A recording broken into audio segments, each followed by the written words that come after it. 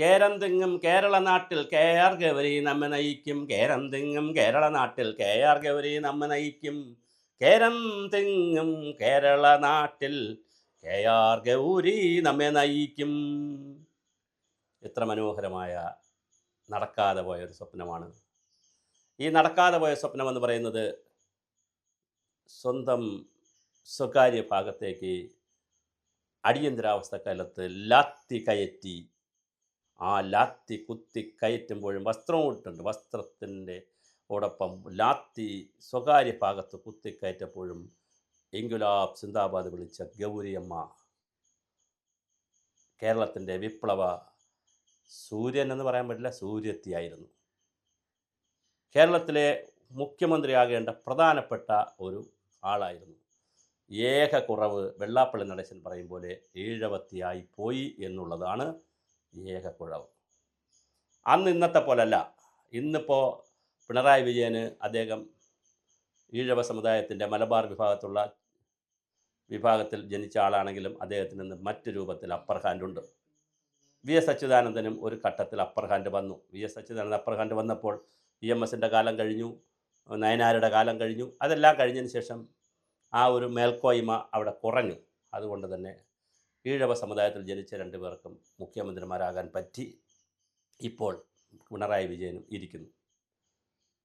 സുശീല ഗോപാലൻ ഇതുപോലെ കേരളത്തിലെ തീജ്വാലയായിരുന്നു, വലിയ വനിതയായിരുന്നു.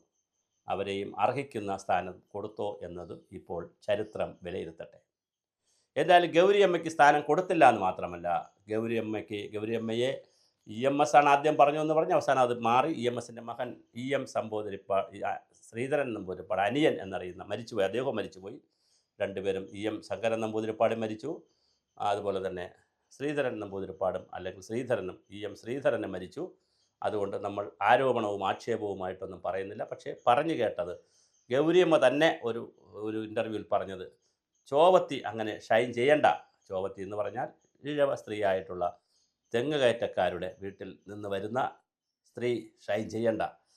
സ്വന്തം ഭർത്താവിനെ പാർട്ടി പറഞ്ഞതുകൊണ്ട് TV തോമസ് എന്ന് പറയുന്ന സ്വന്തം ഭർത്താവ് CPI എന്ന് പറയുന്ന പാർട്ടിയിലേക്ക് പോയപ്പോൾ CPM രണ്ടായപ്പോൾ കുടുംബ ബന്ധം ഉപയോഗിച്ച് ഭർത്താവിനെ ഉപയോഗിച്ച് സ്വന്തം വിശ്വസിച്ച പാർട്ടിയിൽ നിന്ന് CPMൽ നിന്ന് ഗൗരിയമ്മയാണ് ചതിച്ച് ചമ്മന്തിയാക്കിയത്. അതിൻ്റെ പുതിയ രൂപം ഇപ്പോഴിതാ KK ശൈലജയുടെ രൂപത്തിൽ കേരളത്തിൽ വന്നിട്ടുണ്ട്. KK ശൈലജ ടീച്ചറാണ്. അവർ ഇതുപോലെ ഒരു ത്യാഗവും അനുഭവിച്ചിട്ടില്ല. അവർ കേന്ദ്ര കമ്മിറ്റി അംഗമൊക്കെയാണ്. നല്ല PR തള്ളിനൊക്കെ വലിയ മിടുക്കിയാണ്, ഒക്കെ ശരിയാണ്. പക്ഷേ അവർ ഇങ്ങനത്തെ ത്യാഗമൊന്നും, കാരണം ആ കാലഘട്ടം അങ്ങനെയല്ലല്ലോ. അടിയന്തരാവസ്ഥയുടെ കാലഘട്ടമില്ല, കർഷക തൊഴിലാളി സമരത്തിൻ്റെ ആ കാലഘട്ടം പോയി. അതുകൊണ്ട് ഈ കാലഘട്ടത്തിൽ അങ്ങനെ ഒരു സമരത്തിലൂടെ ഒരു നേതാവ് വളർന്നു വരണമെന്ന് പറയുന്നത് കാര്യമില്ല. അതിപ്പോൾ കാലത്ത് അങ്ങനെ ഒരു സമരമില്ലല്ലോ. പക്ഷേ എന്തായാലും അങ്ങനത്തെ ത്യാഗമൊന്നും സഹിച്ചിട്ടില്ല. എന്തായാലും പോലും ശൈലജ ടീച്ചർ കണ്ണൂരിൽ നിന്ന് വളരെ വലുതായിട്ട് വളർന്നു വന്നു. ശ്രീമതി ടീച്ചർ, എല്ലാം ടീച്ചർമാരാണ്. അവിടെ മാഷുമാരും ടീച്ചർമാരേ ഉള്ളൂ. അത് പള്ളിക്കൂടത്തിൽ പോയാലും പള്ളിക്കൂടത്തിൽ പോയില്ലെങ്കിലും പഠിപ്പിച്ചാലും എല്ലാം മാഷാണ്. അവിടെ ഗോവിന്ദ മാഷ് ഡ്രിൽ മാഷാണെന്നാണ് തോന്നുന്നത്, അത് മാഷാണ്. എല്ലാവരും മാഷാണ്. അപ്പോൾ അവിടെ പുരുഷന്മാരെല്ലാം മാഷും സ്ത്രീകളെല്ലാം ടീച്ചർമാരുമാണ്. അപ്പോൾ അവിടുത്തെ ശ്രീമതി ടീച്ചർ ഇതുപോലെ ഉയർന്നു വന്നൊരു താരമായിരുന്നു. അവർ എങ്ങനെയാണ് താഴേക്ക് പോയതെന്ന് ഞാനിപ്പോൾ പറയുന്നില്ല. അത് അത്ര ഒരു നല്ല കാര്യമല്ല, പറയാൻ കൊള്ളാമെന്നുള്ളൊരു നല്ല കാര്യമല്ല. അതുകൊണ്ട്, കാരണം അത് വേറെ ആൺ പെൺ പോരൊക്കെ അതിനകത്ത് ഒരുപാട് നടന്നാണ്. ശ്രീമതി ടീച്ചറിൻ്റെ ഗോഡ് ഫാദർമാരെല്ലാം കൈ വിട്ടളഞ്ഞപ്പോഴാണ് ടീച്ചർ ഒറ്റപ്പെട്ടു പോയത്. അതെന്ത് കാരണമെന്നുള്ളത് ഞാനിപ്പോൾ പറയുന്നില്ല, അത് അവിടെ നിൽക്കട്ടെ. അടുത്ത ശൈലജ ടീച്ചറാണ്. ശൈലജ ടീച്ചറിനെ സംബന്ധിച്ചിടത്തോളം അവരെ കഴിഞ്ഞ പ്രാവശ്യം അവർക്കൊരു അവാർഡ് കിട്ടി, ഒരു ഇൻ്റർനാഷണൽ അവാർഡാണ്. ശരിക്കും പിണറായിക്കായിരുന്നു അവാർഡ് കിട്ടിയിരുന്നെങ്കിൽ അദ്ദേഹം പോയി വാങ്ങിയേനെ, കേരളം മുഴുവൻ അത് ആഘോഷിച്ചേനെ. പക്ഷേ ശൈലജ ടീച്ചറിനായതുകൊണ്ട് ആ അവാർഡ് വാങ്ങണ്ടെന്നും പാർട്ടി തീരുമാനിക്കുന്നു. അതിനുശേഷം പിന്നെ തീരുമാനിച്ചൊരു പ്രധാനപ്പെട്ട കാര്യമാണ്, അവർക്ക് മന്ത്രി ആക്കിയില്ല. എന്നിട്ട് ഒരു ചാവേർ പോലെ ഷാഫി പറമ്പലിനെതിരെ മത്സരിപ്പിച്ചു, അവർ തോറ്റും പോയി. ഇപ്പോഴിതാ മട്ടന്നൂരിൽ അവർക്ക് സീറ്റില്ല എന്നാണ് കേൾക്കുന്നത്. മട്ടന്നൂരിലെ സീറ്റ് മറ്റൊരു നേതാവിന് കൊടുക്കാനാണ് അവർ ആലോചിക്കുന്നത്. തളിപ്പറമ്പ് സീറ്റിൽ നിന്നുള്ള MV ഗോവിന്ദൻ ഇപ്പോൾ മത്സരിക്കുന്നില്ല. MV ഗോവിന്ദൻ്റെ ഭാര്യയെ രംഗത്ത് കൊണ്ടുവരുന്നു. അപ്പോൾ MV ഗോവിന്ദൻ്റെ ഭാര്യയെ രംഗത്ത് കൊണ്ടുവരികയും ആലപ്പുഴയിൽ CS സുജാതയെ രംഗത്ത് കൊണ്ടുവരികയും ചെയ്യുമ്പോൾ സ്വാഭാവികമായിട്ടും ശൈലജയെ വെട്ടിയേ കഴിയൂ. അല്ല ഇവരെല്ലാം ജയിച്ചു വന്നു പോയാൽ മന്ത്രിയാക്കാൻ ബുദ്ധിമുട്ട് വരും.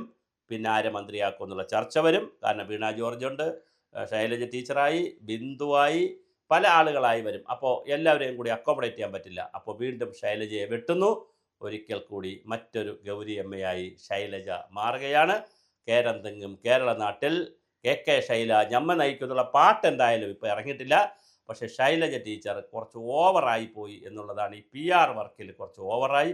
500 രൂപയുടെ PP കിറ്റ് 1500 രൂപയ്ക്ക് വാങ്ങിച്ചിട്ട് അതിലത്തൊക്കെ ഒരുപാട് തട്ടിപ്പും വെട്ടിപ്പും ഇതുവരെ ആ പ്രശ്നങ്ങളൊന്നും പരിഹരിച്ചിട്ടില്ല.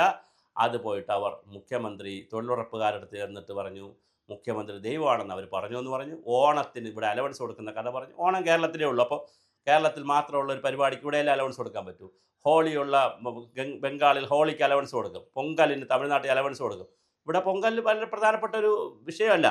തമിഴ് വംശജർ മാത്രമാണ് ഇവിടെ പൊങ്കാലയും, അല്ലെങ്കിൽ മലയാളികൾ പൊങ്കലിടും, മകരപ്പൊങ്കൽ. പക്ഷേ വളരെ കുറച്ച് സമുദായക്കാരാണ് ഇടുന്നത്. അല്ലാതെ കേരളത്തിലെ പൊതുസമൂഹം പൊങ്കാലയൊന്നും ഇടുന്നില്ല. പൊങ്കൽ മകരപ്പൊങ്കലിൻ്റെ കാര്യം പറയുന്നത് ഇടുന്നില്ല. ആറ്റുകാൽ പൊങ്കാലയല്ല.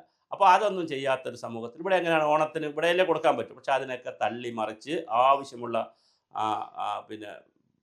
പിന്നെന്താണ് കാര്യങ്ങൾ സോഷ്യൽ മീഡിയയിൽ നിന്നൊക്കെ ഏറ്റുവാങ്ങി നിൽക്കുമ്പോഴും ശൈലജ ടീച്ചർ വീണ്ടും അടുത്ത രക്തസാക്ഷിയാകാൻ സാധ്യതയുണ്ട്. മട്ടന്നൂരിൽ ശൈലജയുടെ പേരില്ല.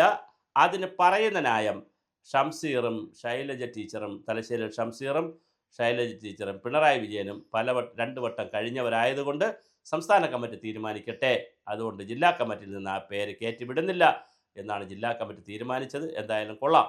ജില്ലാ കമ്മിറ്റിയിൽ നിന്ന് ആ പേര് കയറുന്നില്ല എങ്കിൽ സംസ്ഥാന കമ്മിറ്റി എങ്ങനെയാണ് ഈ പേര് കയറ്റുക? ഇനി പേര് അങ്ങോട്ട് നിർദ്ദേശിച്ച് ഒന്നുകൂടി ജില്ലാ കമ്മിറ്റിയും ജില്ലാ സെക്രട്ടേറിയറ്റും കൂടി പരിഗണിച്ച് ഇങ്ങോട്ട് വന്നാലേ പറ്റുകയുള്ളൂ. അതാണ് ഇതിൻ്റെ ഒരു രീതിശാസ്ത്രം. അൾട്ടിമേറ്റായിട്ട് ജില്ലാ കമ്മിറ്റിയും ജില്ലാ സെക്രട്ടേറിയറ്റിൻ്റെയും മിനിറ്റ്സ് വേണം. അപ്പോൾ ഇപ്പോൾ സംസ്ഥാന കമ്മിറ്റി ഈ ലിസ്റ്റ് തന്നതിന് ശേഷം ഇവരെ കൂടെ ഉൾപ്പെടുത്താൻ പറഞ്ഞ് വീണ്ടും ലിസ്റ്റ് കൊടുക്കുകയും ആ ലിസ്റ്റ് വീണ്ടും ഒന്നുകൂടി സംസ്ഥാന കമ്മിറ്റിയും ജില്ലാ കമ്മിറ്റിയും ജില്ലാ സെക്രട്ടേറിയറ്റും ചർച്ച ചെയ്യുകയും സംസ്ഥാന കമ്മിറ്റി എന്നുള്ള ആളുകൾ എം വി ഗോവിന്ദൻ മാഷും അതുപോലെ തന്നെ മറ്റ് പ്രധാനപ്പെട്ട നേതാക്കളും ഒക്കെ പങ്കെടുക്കുകയും അവിടെ വെച്ചൊരു തീരുമാനം എടുക്കുകയും ചെയ്തു. അത് വീണ്ടും സംസ്ഥാന കമ്മിറ്റിക്ക് വന്ന് സംസ്ഥാന സെക്രട്ടേറിയറ്റിന് പോയി പാർലമെൻ്ററി സമിതി. ഇത് ഒരു വലിയ നടപടിക്രമമാണ്. ചാരിയല്ല, ശരിയാണ്. പക്ഷേ എങ്കിലും വലിയ പാർട്ടിയല്ലേ, ഇന്ത്യ ഭരിക്കുന്ന ലോകത്ത് ഉള്ള വലിയൊരു പാർട്ടിയാണ്. അപ്പോൾ അതിൻ്റെ നടപടിക്രമങ്ങളുണ്ട്. അതൊന്നും നമ്മൾ പ്രൊസീജിയർ ഈസ് പ്രൊസീജിയർ. എന്തായാലും അത് പാലിക്കപ്പെടും. ശൈലജ ടീച്ചർ വീണ്ടും മത്സരിക്കണമെങ്കിൽ വലിയ കടമ്പകൾ കടക്കേണ്ടി വരുന്നു.